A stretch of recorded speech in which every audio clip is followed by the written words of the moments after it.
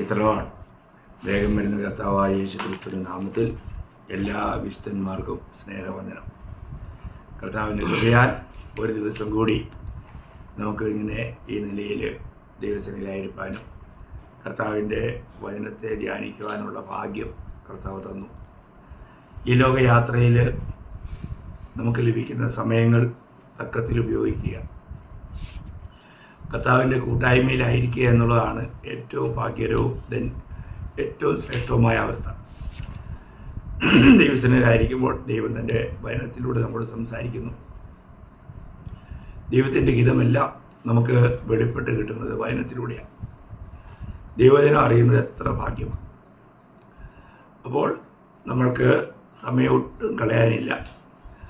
കഴിഞ്ഞ ദിവസം നമ്മൾ ചിന്തിച്ചത് ഒരു പുതുമനുഷ്യനെ ധരിച്ചു കൊള്ളുവീൻ. അപ്പോൾ പുതുമനുഷ്യൻ എന്ന് പറയുന്നത് കർത്താവായ യേശു ക്രിസ്തുവാണ്. യേശു ക്രിസ്തുവിനെ നമ്മൾ ധരിച്ചു കൊള്ളുവീൻ.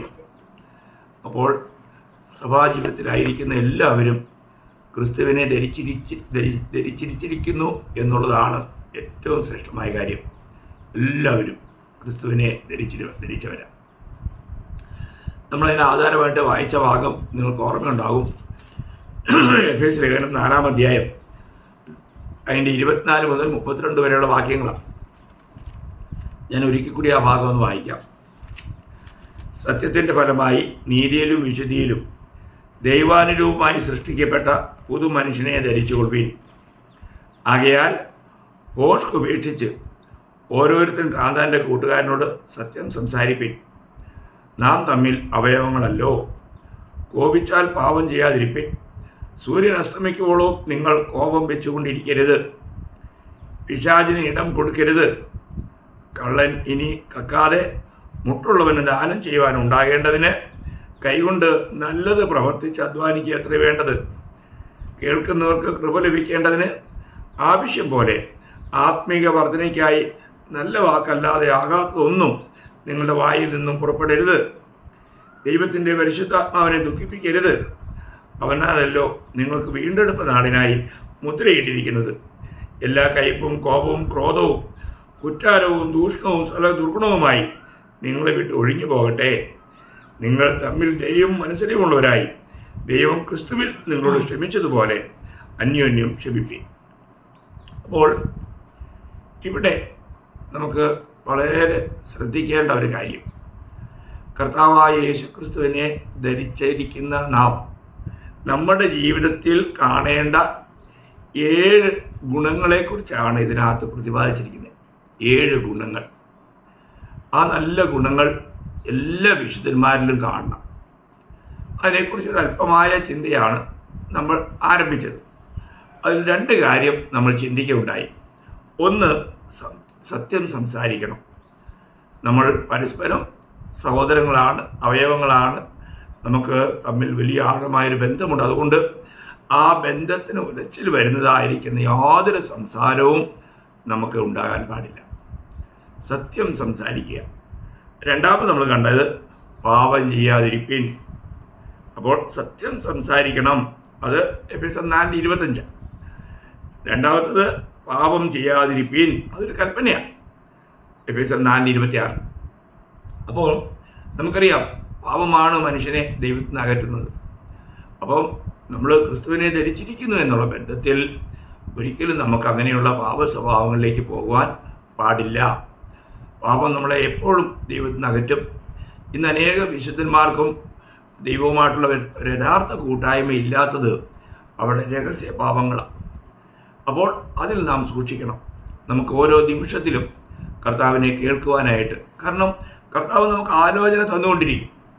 ആ വഴിയിലൂടെയാണ് നാം ജീവിക്കേണ്ടത്.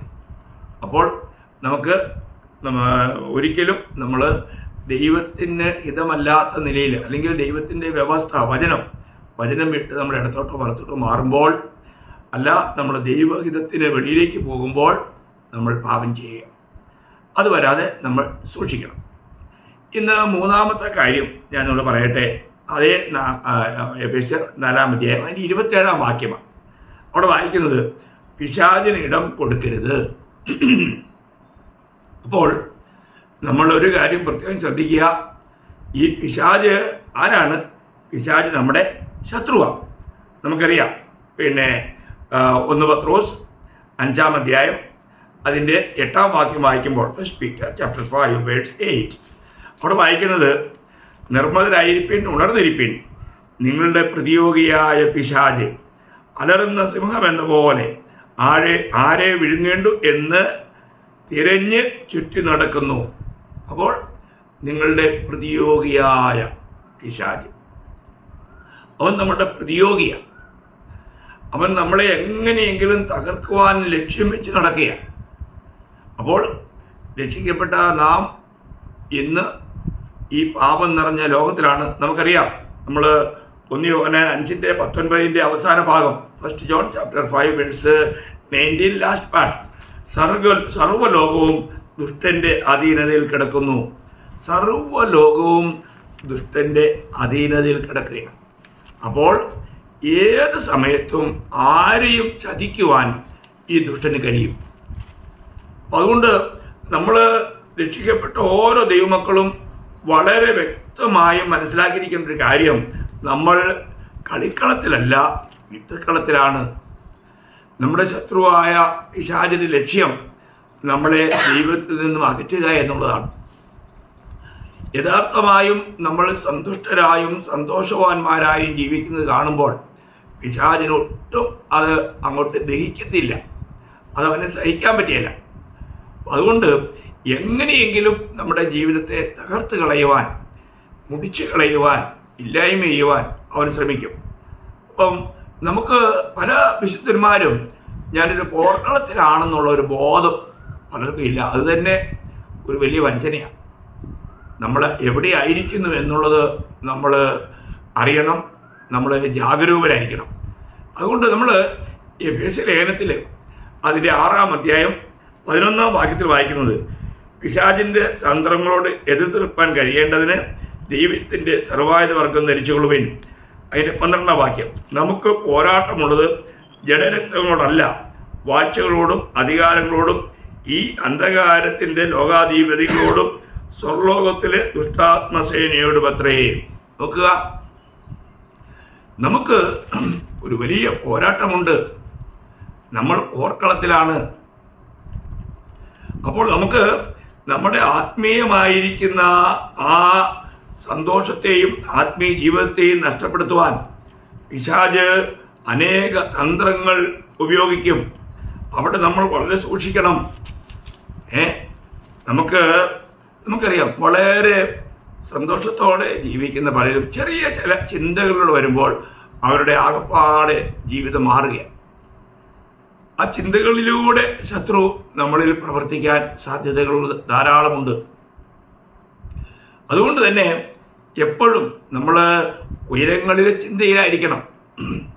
നമ്മൾ ചിന്തിക്കേണ്ട കാര്യങ്ങളെക്കുറിച്ച് പോലും തിരുവചനം നമ്മളെ പഠിപ്പിക്കുന്നത് നമുക്കറിയാം. ഫിലിപ്പ ലേഖനം അതിൻ്റെ 4-ാം അധ്യായം അതിൻ്റെ 8-ാം വാക്യം, ഫിലിപ്പിയൻസ് ചാപ്റ്റർ 4 വേഴ്സ് 8, ഒടുവിൽ സഹോദരന്മാരെ, സത്യമായതൊക്കെയും ഘനമായതൊക്കെയും നീതിയായതൊക്കെയും നിർമ്മലമായതൊക്കെയും രമ്യമായതൊക്കെയും സൽകീർത്തിയായതൊക്കെയും സൽഗുണമോ പുകഴ്ചയോ അതൊക്കെയും ചിന്തിച്ചു കൊള്ളുവീൻ.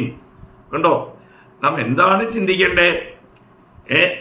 നമുക്ക് സത്യമായതൊക്കെയും ഘനമായതൊക്കെയും എന്ന് പറഞ്ഞാൽ നിത്യതയിലേക്ക് നിലനിൽക്കുന്ന കാര്യങ്ങളെയാണ് നമ്മൾ ചിന്തിക്കേണ്ടത്. നോക്കുക, നമ്മുടെ ചിന്തയുടെ ദിശ ഒരല്പം മാറിക്കഴിഞ്ഞാൽ ശത്രുവിനെ നമ്മളെ തകർക്കാൻ കഴിയും. നാം രക്ഷിക്കപ്പെട്ട ദൈവമക്കൾ ഈ ലോകത്തിൽ പരദേശികളാണ്. നമുക്ക് നമ്മുടെ നിത്യത നമ്മൾ സ്വർഗത്തിലായിരിക്കണം. ഈ ജീവിതത്തിൽ വളരെ സൂക്ഷിക്കണം. നമ്മൾ അതേ ഈ രക്ഷിക്കപ്പെട്ടവരോടുള്ള ബന്ധത്തിൽ പറയുമ്പോൾ കൊളോസ്യ ലേഖനം അതിൻ്റെ 3-ാം അധ്യായം 1-ഉം 2-ഉം വാക്യം വായിക്കുമ്പോൾ, കൊളോസ്യൻ ചാപ്റ്റർ 3 വേഴ്സ് 1-2, ആകയാൽ നിങ്ങൾ ക്രിസ്തുവിനോട് കൂടി ഉയർത്തെഴുന്നേറ്റിരിക്കുന്നു എങ്കിൽ ക്രിസ്തു ദൈവത്തിൻ്റെ വലത്ത് ഭാഗത്ത് ഇരിക്കുന്നതുമായ ഉയരത്തിലുള്ളത് അന്വേഷിപ്പീൻ, ഭൂമിയിലുള്ളതല്ല ഉയരത്തിലുള്ളത് തന്നെ ചിന്തിപ്പിൻ. കണ്ടോ, ഭൂമിയിലുള്ളതല്ല ഉയരത്തിലുള്ളത് തന്നെ ചിന്തിപ്പിൻ. പ്രിയമുള്ളവരെ, നമ്മൾക്ക് എപ്പോഴും അങ്ങനെയുള്ള ചിന്തകളിലായിരിക്കാൻ കഴിയുന്നുണ്ടോ? നമ്മുടെ ചിന്തകളെ പരിശോധിക്കുന്ന ദൈവത്തിന് മുമ്പിൽ നമ്മുടെ ചിന്തകൾ എങ്ങനെയുണ്ട് അത് അറിയുന്നത് നന്നായിരിക്കും. ചില ചിന്തകളിലൂടെ ശത്രു പ്രവർത്തിക്കാം. അതുകൊണ്ടാണ് നമ്മൾ 2 കൊരിന്ത്യർ 10-ാം അധ്യായം 3 മുതൽ 5 വരെയുള്ള വാക്യം വായിക്കുമ്പോൾ, ഞങ്ങൾ ജഡത്തിൽ സഞ്ചരിക്കുന്നവരെങ്കിലും ജഡപ്രകാരം പോരാടുന്നില്ല. ഞങ്ങളുടെ പോരിൻ്റെ ആയുധങ്ങളോ ജഡീകങ്ങളല്ല, കോട്ടകളെ ഇടിപ്പാൻ ദൈവസന്നിധിയിൽ ശക്തിയുള്ളത് തന്നെ. അവയാൽ ഞങ്ങൾ സങ്കല്പങ്ങളും ദൈവത്തിൻ്റെ പരിജ്ഞാനത്തിന് വിരോധമായി പൊങ്ങുന്ന എല്ലാ ഉയർച്ചയും ഇടിച്ചു കളഞ്ഞ് ഏത് വിചാരത്തെയും ക്രിസ്തുവിനോടുള്ള അനുസരണത്തിനായിട്ട് പിടിച്ചടക്കി. ഇത് നോക്കുക. അപ്പം നമ്മുടെ ഉള്ളിലുണ്ടാകുന്ന വിചാരങ്ങളെ പോലും നമുക്ക് പിടിച്ചടക്കാൻ കഴിയണം. ക്രിസ്തുവിന് ഒരു വിരോധമായി നമ്മുടെ ആത്മീയ ജീവിതത്തെ തകർക്കുന്ന ചില വിചാരങ്ങൾ നമ്മളിലേക്ക് കടന്നു വരാം. ഇതൊക്കെ നമ്മൾ ആത്മസഹായത്തോടെ ഈ കാര്യങ്ങളെ വിവേചിച്ചറിഞ്ഞില്ല എങ്കിൽ പ്രിയമുള്ളവരെ, നമുക്ക് വളരെ വഞ്ചനയുണ്ടാകാം. നമ്മൾ പാർക്കുന്ന ഈ ലോകത്തിൽ ശത്രുവിൻ്റെ ഏജന്റുമാർ ഇങ്ങനെ കറങ്ങി നടക്കുകയാണ്, വിശുദ്ധന്മാരെ എങ്ങനെയെങ്കിലും വഴിതെറ്റിക്കുവാനായിട്ട്. നമുക്കറിയാം, ദൈവത്തിൻ്റെ ഹൃദയപ്രകാരമുള്ള ദാവീദിൻ്റെ ഉള്ളിലേക്ക് പിശാച് ഒരു വിചാരം കൊണ്ടുവന്നു. നിങ്ങൾക്കറിയാമല്ലോ, 1 ദിനവൃത്താന്തം 1 ക്രോണിക്കൽ ചാപ്റ്റർ 21 അതിൻ്റെ 1. അപ്പോൾ അവിടെ വായിക്കുന്നത് ഇങ്ങനെയാണ്: അനന്തരം സാത്താൻ ഇസ്രായേലിന് വിരോധമായി എഴുന്നേറ്റ് ഇസ്രായേലിനെ എണ്ണുവാൻ ദാവീദിന് തോന്നിച്ചു. ഉണ്ടോ? ആ തോന്നൽ അത് സാത്താനിട്ടതാണ്. നോക്കുക, ഇസ്രായേലിനെ എണ്ണുവാനുള്ളൊരു തോന്നൽ ശൈത്താൻ ദാവീദിൻ്റെ ഉള്ളിലിട്ടു. അതിൻ്റെ ഫലമായിട്ട് സംഭവിച്ചത് എന്താണെന്ന് അതിൻ്റെ 14-ാം വാക്യത്തിലുണ്ട്. അങ്ങനെ യഹോവ ഇസ്രായേലിനെ മഹാമാരി അയച്ചു. ഇസ്രായേൽ 70,000 പേർ വീണുപോയി. നോക്കുക പ്രിയമുള്ളവരെ, ഒരു ദൈവഭക്തൻ്റെ തോന്നലിലൂടെ വന്ന വിപത്ത് 70,000 പേർക്ക് മരണമായിരുന്നു. നമ്മൾ ചിന്തിക്കണം, നമ്മൾ ചെയ്യുന്ന ഓരോ കാര്യങ്ങളും അത് എത്ര ഭയങ്കരമായ ഫലമാണ് ഉളവാക്കുന്നത് എന്നുള്ളത് നമ്മൾ ചിന്തിക്കണം. ഒരിക്കലും ദാവീദ് ഇങ്ങനെ ഉണ്ടാകുകയില്ല. തനിക്ക് ആ തോന്നലുണ്ടായപ്പോൾ, തന്നെ നിവർത്തിക്കാൻ ചിന്തിച്ചപ്പോൾ, ഇതേ കാര്യം തന്നെ കർത്താവിനോട് കൂടെ നടന്ന ഇസ്കറിയോത്ത യൂദയെക്കുറിച്ച് യോഹന്നാൻ 13:2 യോഹന്നാ 13 അധ്യായക്ക ദൂസര വചനം. അങ്ങനെ അത്താഴമായപ്പോൾ പിശാച് ശിമോന്റെ മകനായ യൂദാ ഇസ്കറിയോത്താവിന്റെ ഹൃദയത്തിൽ അവനെ കാണിച്ചു കൊടുപ്പാൻ തോന്നിച്ചിരുന്നു. കണ്ടോ, ഒരു തോന്നൽ, കർത്താവിനെ കാണിച്ചു കൊടുക്കുവാനായിട്ടൊരു തോന്നൽ പിശാച് ഇസ്കറിയോത്ത യൂദാവിനുണ്ടായി. ഈ തോന്നൽ ഉണ്ടാക്കിയത് ആരാ? പിശാച. അതിൻ്റെ അന്തം എന്തുവാ? അവന് കെട്ടി ഞാൻ ചാകേണ്ടതായി തോന്നുന്നു. പ്രിയമുള്ളവരെ, നമ്മുടെ തോന്നലുകളെല്ലാം അത് ദൈവത്തിൽ നിന്നായിരിക്കണമെന്ന് നിർബന്ധമില്ല. അത് ആത്മീകമാണോ ദൈവികമാണോ എന്നുള്ളത് നമ്മൾ പരിശോധിക്കണം.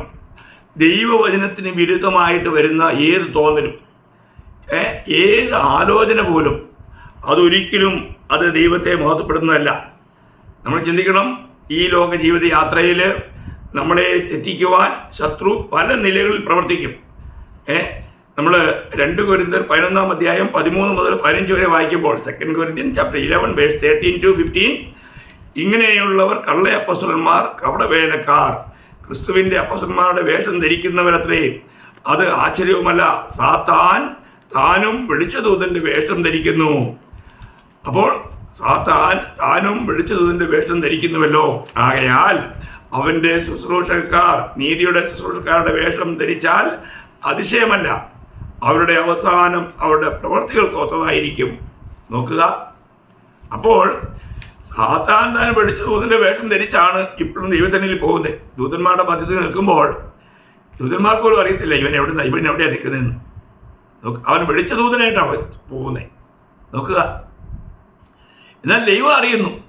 അതുകൊണ്ടാണ് ചോദിച്ചത്, സാത്താനെ നീ എവിടുന്നാണ് വരുന്നത്? അവൻ പറഞ്ഞു, ഞാൻ ഭൂമിയില്ല, ഊടാടി എടുത്തിട്ട് വരികയെന്ന്. അപ്പോഴാണ് ആൾക്കാർ ശ്രദ്ധിക്കുന്ന ഇടം പിശാച് എടുത്തിപ്പെടുന്നു. നോക്കുക, നമ്മൾ ചിന്തിക്കണം. അപ്പോൾ ശത്രു ഏതെങ്കിലും നിലയിൽ നമ്മളെ വഞ്ചിക്കുവാൻ, കർത്താവ് തന്നെ ഈ ലോകത്തിലായിരുന്നപ്പോൾ മത്തായി 7-ാം അധ്യായം അതിൻ്റെ 15-16 വാക്യം, മാത്യു ചാപ്റ്റർ 7, 15, 16 അവിടെ വായിക്കുന്നത്, കള്ളപ്രവാചകന്മാരെ സൂക്ഷിച്ചുകൊള്ളുവിൻ, അവർ ആടുകളുടെ വേഷം പൂണ്ട് നിങ്ങളുടെ അടുക്കൽ വന്ന് അകമയോ കടിച്ചു കീറുന്ന ചെന്നായ്ക്കളാകുന്നു, അവരുടെ ഫലങ്ങളാൽ നിങ്ങൾക്ക് അവരെ തിരിച്ചറിയാം. പ്രിയമുള്ളവരെ, എത്ര വ്യക്തമായിട്ട് കർത്താവ് ഈ കാര്യം പറഞ്ഞിരിക്കുക. നമ്മൾ അവരെ അവരുടെ ഫലങ്ങളാൽ തിരിച്ചറിയണം. ഒരു ദൈവ പൈതൽ എത്രമാത്രം ദൈവത്തിൻ്റെ ആലോചനയ്ക്ക് അല്ലെങ്കിൽ പരിശുദ്ധാത്മ നിയോഗത്തിൽ ആയിരിക്കണം എന്നുള്ള കാര്യങ്ങൾ വളരെ സൂക്ഷിക്കേണ്ട ഒരു കാര്യമാണ്. ദൈവം ഒരു കാര്യം പറഞ്ഞാൽ പിന്നെ ആ കാര്യം തിരുത്താറില്ല. ആ കാര്യം ആദ്യമല്ലേ അവസാനം അറിയുന്ന ദൈവം പറയുന്ന ഏത് കാര്യവും കൃത്യമായിരിക്കും. ഞാനൊരു സംഭവം എന്ന് പറഞ്ഞാൽ, നമ്മുടെ ജീവിതത്തിൽ വളരെ അനേക കാര്യങ്ങൾ നമ്മൾ ജീവിതത്തിൽ ആത്മീയ ജീവിതത്തിലുണ്ടായിട്ടുള്ള അനേകരുടെ ജീവിത തകർച്ചകളൊക്കെ നമ്മൾ കണ്ടിട്ടില്ലേ. അപ്പോൾ അങ്ങനെ വരാതിരിക്കുവാൻ നമ്മൾ സൂക്ഷിക്കണം. നമ്മൾ വളരെ ഉത്സുകരായിരിക്കണം. കാരണം നമ്മുടെ ശത്രുവായ പിശാച് ഏതെങ്കിലും നിലയിൽ നമ്മുടെ ആത്മീയ ജീവിതത്തിൻ്റെ ഉത്സാഹത്തെ കെടുത്തുവാൻ, വളർച്ചയെ കെടുത്തുവാൻ, നമ്മളെ കുരുടന്മാരാക്കുവാൻ, നമ്മളെ വളർച്ചയില്ലാത്തവരാക്കുവാനൊക്കെ അവൻ ശ്രമിക്കും. അപ്പോൾ നമ്മൾ വളരേണ്ട സ്ഥിതിയിൽ വളരുന്നില്ല എങ്കിൽ ദൈവത്തിന് തൻ്റെ മഹത്വത്തിന് വേണ്ടി നമ്മളെ ഉപയോഗിക്കാൻ കഴിയില്ല. അപ്പോൾ ഇന്ന് കർത്താവിൻ്റെ കരങ്ങളിൽ ഉപയോഗിക്കാൻ കൊള്ളാവുന്നൊരു പാത്രമായി ഞാൻ തീർന്നിട്ടുണ്ടോ? ചിലർ വിശ്വാസത്തിൽ വന്നിട്ട് അനേക വർഷങ്ങളായി, പക്ഷേ അവർക്ക് ഒരു സാക്ഷ്യം പറയാൻ പോലും അറിയത്തില്ല. കർത്താവിന് വേണ്ടി ഒരു നിലയിലും ഉപയോഗപ്പെടുന്നില്ല. എന്തുകൊണ്ടാണെന്ന് അറിയാമോ? ഇതെല്ലാം ശത്രുവിൻ്റെ പ്രവൃത്തിയാണ്. നമ്മുടെ അനേക യാത്രകളെ തടുക്കുന്നത്, നമ്മുടെ കൂട്ടായ്മകളെ തടുക്കുന്നത്, അത് ശത്രുവിൻ്റെ പണിയാണ്. പ്രിയമുള്ളവരെ, തെസ്സലോനിക്ക ലേഖനം 1 തെസ്സലോനിക്കർ 2:18, 1 തെസ്സലോനിക്കൻ ചാപ്റ്റർ 2 വേഴ്സ് 18 അവിടെ പൗലോസ് പറയുന്നുണ്ട്, 1-2 വട്ടം ഞാൻ നിങ്ങളുടെ അടുക്കൽ വരുവാൻ ആഗ്രഹിച്ചു, എന്നാൽ സാത്താൻ ഞങ്ങളെ തടുത്തുന്ന. അപ്പോൾ സാത്താൻ എന്ത് ചെയ്യുന്നറിയോ? നമ്മുടെ ആത്മീയ കൂട്ടായ്മകളിൽ നിന്നും നമ്മളെ ദൂരെ ആക്കുവാൻ, നമ്മുടെ നല്ല ഉദ്ദേശങ്ങളെ തകർക്കുവാൻ അവനെപ്പോഴും ലക്ഷ്യം വെച്ചിരിക്കുക. അപ്പോൾ ഇവിടെ ഒരു സംഭവം പഴയ നിയമത്തിൽ നമുക്കത് വളരെ ഒരു ശക്തമായ മുന്നറിയിപ്പായിട്ട് ഉള്ളതുകൊണ്ട് ഞാൻ പറയാൻ ആഗ്രഹിക്കുക. നമ്മൾ 1 രാജാവ് 13-ാം അധ്യായത്തിൽ വായിക്കുമ്പോൾ അവിടെ യൊരോബെയാം ധൂപം കാട്ടുവാൻ പീഠത്തിനരികെ നിൽക്കുമ്പോൾ തന്നെ ഒരു ദൈവപുരുഷൻ യഹോവയുടെ കൽപ്പനയാൽ യഹൂദയിൽ നിന്നും ബേഥേലിലേക്ക് വന്നു. അവൻ യഹോവയുടെ കൽപ്പനയാൽ യാഗപീഠത്തോട്, യാഗപീഠമേ യാഗപീഠമേ, യഹോവ ഇപ്രകാരം അരുളിച്ചെയ്യുന്നു, ദാവീദ് ഗൃഹത്തിന് യോശാവ് എന്ന് പേരുള്ള ഒരു മകൻ ജനിക്കും. അവൻ നിന്റെ മേൽ ധൂപം കാട്ടുന്ന പൂജാഗിരി പുരോഹിതന്മാരെ നിന്റെ മേൽ വെച്ച് അറുക്കുകയും മനുഷ്യാസ്തികളെ നിന്റെ മേൽ ചുട്ടുകളയുകയും ചെയ്യും എന്ന് വിളിച്ചു പറഞ്ഞു. അപ്പോൾ ഇത് പറയുവാൻ വേണ്ടി ദൈവം ആ ദൈവപുരുഷനെ അയച്ചതാണ്. അപ്പോൾ ഇത് കേട്ടപ്പോൾ ഇവിടെ എന്ത് ചെയ്തു? രാജാവിന് കോപമുണ്ടായി. യൊരോബെയാം രാജാവ് അവനെ പിടിക്കാൻ പറഞ്ഞുകൊണ്ട് കൈ നീട്ടി. എന്നാൽ ആ നീട്ടിയ കൈ മടക്കാൻ കഴിഞ്ഞില്ല. എല്ലാം ഞാൻ വായിക്കുന്നില്ല, സംഭവം ലളിതമായി പറയാം. അപ്പോൾ അങ്ങനെ മടക്കാൻ കഴിയാവുന്നപ്പോൾ ദൈവപുരുഷനോട് യാചിക്കുന്നു. ദൈവപുരുഷൻ പ്രാർത്ഥിക്കുന്നു. പ്രാർത്ഥിച്ചു കഴിഞ്ഞപ്പോൾ കൈ മടങ്ങി. അപ്പോൾ ഈ യൊരോബെയാം രാജാവ് പറയുകയാണ്, നീ എൻ്റെ കൂടെ വരണം, കൊട്ടാരത്തിൽ വരണം. ദൈവപുരുഷനോട് നീ എന്നോടുകൂടെ അരമനയിൽ വന്ന്, അതിൻ്റെ 13-ന്റെ 7-ാം വാക്യം, അല്പം ആശ്വസിച്ചുകൊള്ളുക, ഞാൻ നിനക്കൊരു സമ്മാനം തരും എന്ന് പറഞ്ഞു. ദൈവപുരുഷൻ രാജാവിനോട്, നിന്റെ അരമനയിൽ പകുതി തന്നാലും ഞാൻ നിന്നോടുകൂടെ വരികയില്ല. ഈ സ്ഥലത്ത് വെച്ച് ഞാൻ അപ്പം തിന്നുകയില്ല, വെള്ളം കുടിക്കുകയുമില്ല. നീ അപ്പം തിന്നരുത്, വെള്ളം കുടിക്കരുത്, പോയ വഴിയായി മടങ്ങി വരികയും അരുത് എന്ന് യഹോവ അരുളപ്പാടായി എന്നോട് കൽപ്പിച്ചിരിക്കുന്നു എന്ന് പറഞ്ഞു. നോക്കുക, രാജാവിൻ്റെ വിളിയെപ്പോലും തിരസ്കരിച്ച് ഈ ദൈവപുരുഷൻ പൂർണ്ണമായും ദൈവത്തെ അനുസരിച്ച് പോവുകയാണ്. അവിടെ നിന്നും ഒന്നും കഴിക്കുകയോ കുടിക്കുകയോ സമ്മാനം മേടിക്കുകയോ ഒന്നും ചെയ്തില്ല. എന്നാൽ നമ്മൾ അവിടെ മുന്നോട്ട് വായിക്കുമ്പോൾ അവിടെ ഉണ്ടായിരുന്ന ഒരു പ്രവാചകനിലൂടെ പിശാച് പ്രവർത്തിച്ചു. നോക്കണേ, ഈ പ്രവാചകൻ ചെന്നിട്ട് അവനോട് പറയുന്നതിനറിയോ? അതിൻ്റെ 18-ാം വാക്യം, ഫസ്റ്റ് രാജ 13:18. ഞാനും നിന്നെപ്പോലെ ഒരു പ്രവാചകനാകുന്നു. അപ്പം തിന്നുകയും വെള്ളം കുടിക്കുകയും ചെയ്യേണ്ടതിന് നീ അവനെ നിന്റെ വീട്ടിൽ കൂട്ടിക്കൊണ്ടുവരിക എന്ന് ഒരു ദൂതൻ യഹോവയുടെ കൽപ്പനയാൽ എന്നോട് പറഞ്ഞിരിക്കുന്നു എന്ന് പറഞ്ഞു. അവൻ പറഞ്ഞതോ ഫോഷ്കായിരുന്നു. കണ്ടോ, അവൻ പറഞ്ഞത് ഫോഷ്കായിരുന്നു. നോക്കുക. അപ്പം അതുകൊണ്ടാണ് പറഞ്ഞേ, പിശാചി വെളിച്ച ദൂതന്റെ വേഷത്തിൽ വരും. ഞാനും ദൈവദാസനാണെന്നുള്ള നിലയിൽ വരും. എൻ്റെ ദൈവമക്കളെ, നമ്മൾ ചിന്തിക്കണം. അനേക അനുഭവങ്ങൾ. എനിക്ക് ചണ്ഡീഗഡിൽ വെച്ചുള്ള ഒരു അനുഭവം 88-89 വർഷങ്ങളിലാണ്. നല്ല ശുശ്രൂഷ ഉണ്ടായിരുന്ന ഒരു ദൈവദാസൻ, അദ്ദേഹത്തിൻ്റെ അടുക്കൽ ഒരു കുടുംബം ശുശ്രൂഷകനാണെന്നുള്ള ആ വേഷത്തിൽ വന്ന് ഇദ്ദേഹത്തെ വഞ്ചിച്ചു. ഞാൻ ചരിത്രം മുഴുവൻ പറയാൻ പോയാൽ മണിക്കൂറുകൾ എന്ന് പറയേണ്ട കാര്യമാണ്. ഭയങ്കര ഒരു സംഭവമായിപ്പോയി. അനുഗ്രഹീതമായ നിലയിൽ വചന ശുശ്രൂഷയിൽ ദൈവത്തിന് വേണ്ടി പ്രയോജനപ്പെട്ടുകൊണ്ടിരുന്ന ഞാൻ ദേവദാസനെ തകർക്കുവാൻ ഈ പിശാചി വെളിച്ച ദൂതൻ്റെ വേഷത്തിൽ വന്നു. അദ്ദേഹത്തിന് ചില ഓഫറൊക്കെ ചെയ്തു. ഒരു 25 ലക്ഷം രൂപ നിങ്ങൾക്ക് തരാൻ പോവാം. അന്ന് 88 കാര്യമാണ്. അപ്പോൾ നിങ്ങൾ മനസ്സിലാക്കുക, അദ്ദേഹം അതിൽ മയങ്ങിപ്പോയി. അദ്ദേഹത്തിൻ്റെ ഭാര്യയും കുഞ്ഞുങ്ങളും നാട്ടിൽ പോയ സമയം എന്ത് സംഭവിച്ചെന്നറിയാമോ? ഈ മനുഷ്യൻ 1 മാസത്തോളം അവിടെ തിന്നു കുടിച്ച് സമൃദ്ധിയായിട്ട് ജീവിച്ചു. എന്നാൽ ദൈവത്തിൻ്റെ പരിശുദ്ധാത്മാവ് ആ വ്യക്തിയെ കണ്ട് സംസാരിച്ചപ്പോൾ അദ്ദേഹം ഒരു കള്ളനാണെന്ന് തികച്ചും ആത്മാവ് എനിക്ക് വെളിപ്പെടുത്തി. ഞാൻ ആ ദേവദാസനോട് ചോദിച്ചു, ദേവദാസനെ ഈ മനുഷ്യനെ അറിയാമോ? അയ്യോ അറിയാം, എനിക്ക് നേരത്തെ പരിചയമുള്ളതാണ്. ഇദ്ദേഹം ഈ കൊടുക്കാമെന്ന് പറഞ്ഞ സമ്മാനത്തിൽ അദ്ദേഹത്തിൻ്റെ കണ്ണ് കുരുടായി. ആത്മീയമായ വലിയൊരു വീഴ്ച അവിടെ സംഭവിച്ചെന്നറിയാമോ? ഈ മനുഷ്യനെയും കൂട്ടി ഡൽഹിക്ക് പോയി, അവിടെ ചില കാര്യങ്ങളൊക്കെ ഉണ്ട്, അവിടെ വെച്ചാണ് നിനക്ക് ട്രാൻസ്ഫർ ചെയ്യാൻ പോകുന്നതൊക്കെ പറഞ്ഞ് അവിടെ പോയി. ആ പോയ സമയത്ത് അദ്ദേഹത്തിൻ്റെ ഭാര്യയും 2 പെൺമക്കളും, ഒരു 18-20 വയസ്സ് പ്രായമുള്ള പെൺമക്കൾ, അവരതെല്ലാം പാക്ക് ചെയ്ത് ഇവർ പോയ സമയം കൊണ്ട് എന്നിട്ട് ഈ മനുഷ്യൻ, ഞാനത് എഞ്ചിനീയറെ കണ്ടതെല്ലാം റെഡിയാക്കാം, ഞാൻ വന്നിട്ട് ആഹാരം കഴിക്കാവുള്ളൂ എന്നൊക്കെ പറഞ്ഞ് ഈ ദേവദാസൻ്റെ ഒരു ബന്ധു ഡൽഹിയിലുണ്ട്, അദ്ദേഹത്തിൻ്റെ അവിടെ പോയി താമസിച്ചുകൊണ്ട് ഇറങ്ങാൻ നേരത്ത് പറഞ്ഞു, ആ വാച്ചോടേക്ക് തന്നേര്, ആ ടോർച്ചോടേക്ക് തന്നേര് എന്നൊക്കെ പറഞ്ഞ് ഇദ്ദേഹം പറഞ്ഞു പോയി. അവസാനം സംഭവിച്ചതെന്താണെന്നറിയാമോ പ്രിയമുള്ളവരെ? ഈ മനുഷ്യൻ അന്നേരം തന്നെ അവിടുന്ന് വണ്ടി കയറി പെട്ടെന്ന് ചണ്ഡീഗഡിലെത്തി.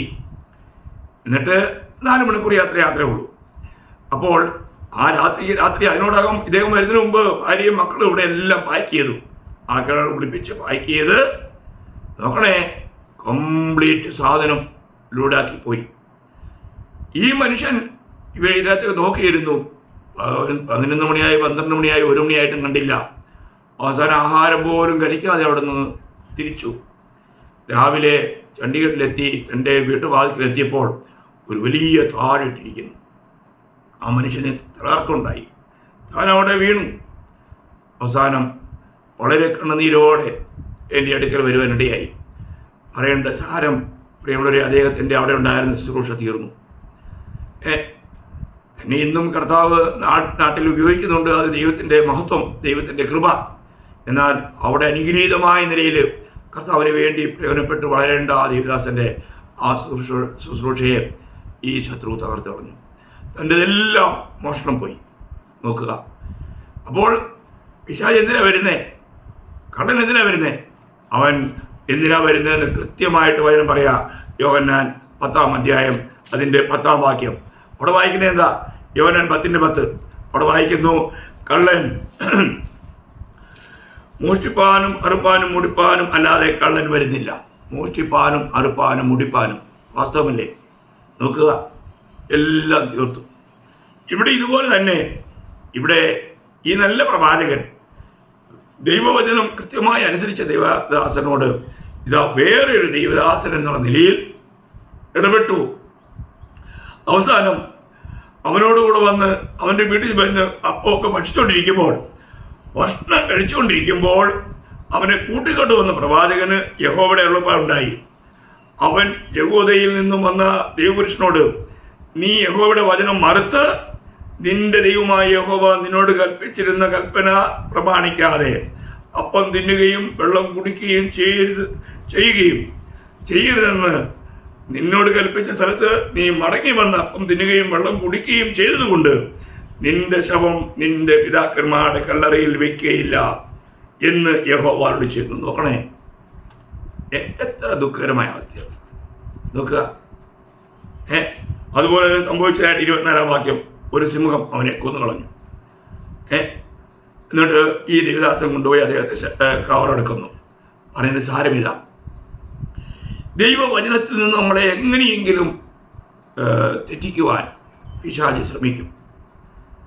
പ്രിയമുള്ളവരെ, നമ്മൾ പഠിച്ചിരിക്കുന്ന, നമുക്ക് ലഭിച്ചിരിക്കുന്ന ശിക്ഷണം നാം ഒരിക്കലും അതിനെ തള്ളിക്കളയരുത്. ദൈവത്തിൻ്റെ കൃത്യമായ ഉപദേശം ദൈവസഭയ്ക്ക് ദൈവം തരുന്നു. എന്നാൽ അതിൽ നിന്ന് എങ്ങനെയെങ്കിലും നമ്മളെ മറിച്ച് നമ്മളെ പാപം ചെയ്യിക്കുവാനായിട്ട് പിശാച് ശ്രമിക്കും. അതിൽ നമ്മൾ വളരെ ജാഗരൂകരായിരിക്കണം. അതുകൊണ്ട് എങ്ങനെയെങ്കിലും നമ്മൾ അല്പമെങ്കിലും പിശാചിന് ഇടം കൊടുത്താൽ അവൻ തൻ്റെ സിംഹാസനം നമ്മളിൽ സ്ഥാപിക്കും. അതല്ലേ ആദിമ സഭയിൽ, അനന്യ സഭയുടെ ജീവിതത്തിലുണ്ടായത്. അപ്പോസ്തലപ്രവൃത്തി 5:3 വായിക്കുന്നുണ്ട്, പിശാച് നിന്റെ ഹൃദയത്തെ കൈവശമാക്കിയത് എന്ത് എന്ന് പത്രോസ് ചോദിക്കുക. കണ്ടോ, അവൻ്റെ ഉള്ളിലുണ്ടായ ആ ദ്രവ്യാഗ്രഹം അത് തന്നെ തകർത്ത് കളഞ്ഞു. പ്രിയമുള്ളവരെ, നമ്മളൊരു കാര്യം ചെയ്യുമ്പോൾ അതിൽ കപടത പാടില്ല. അവിടെ അങ്ങനെ കപടത കാണിക്കുവാനായിട്ട് പിശാച് നമ്മളെ പ്രേരിപ്പിക്കും. നമ്മുടെ ഭക്തി ഒറിജിനലായിരിക്കട്ടെ.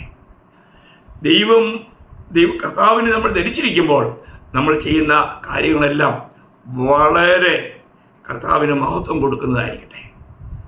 വളരെ ശ്രദ്ധിക്കണേ, ജീവിതത്തിൽ ആർക്കും അബദ്ധം സംഭവിക്കാം. അതുകൊണ്ട് ഇവിടെ ദൈവത്തിൻ്റെ വചനം പറയുന്നത്, നാം പിശാചിന് ഇടം കൊടുക്കരുത്. പിശാചിനിടം കൊടുത്താൽ നമ്മുടെ ആത്മീയ ജീവിതത്തെ അവൻ തകർത്ത് കളയും. ഈ കാര്യം വളരെ ശ്രദ്ധിക്കുക. ഈ ലോകയാത്രയിൽ പല നിലകളിൽ ശത്രു നമ്മളെ ഉപായത്തിൽ വഞ്ചിക്കാം. അതുകൊണ്ട് നാം ജാഗരൂകരായിരിക്കണം, നിർമ്മതരായിരിക്കണം. ഈ ലോകത്തിൻ്റെതായ കാര്യങ്ങളിലൊന്നും മോഹിച്ച് വശീകരിക്കപ്പെടുവാൻ ഇടയാകാതെ നമ്മളെ തന്നെ സൂക്ഷിക്കണം. ദൈവമായ കർത്താവ് വചനങ്ങളാൽ ജയാളിയായി ജീവിച്ചുകൊണ്ട് കർത്താവിൻ്റെ വരവിനായി ഒരുങ്ങി കാത്തിരിപ്പാൻ കർത്താവ് നമ്മളെ സഹായിക്കട്ടെ. കർത്താവിന് മാത്രം ഉണ്ടാകട്ടെ.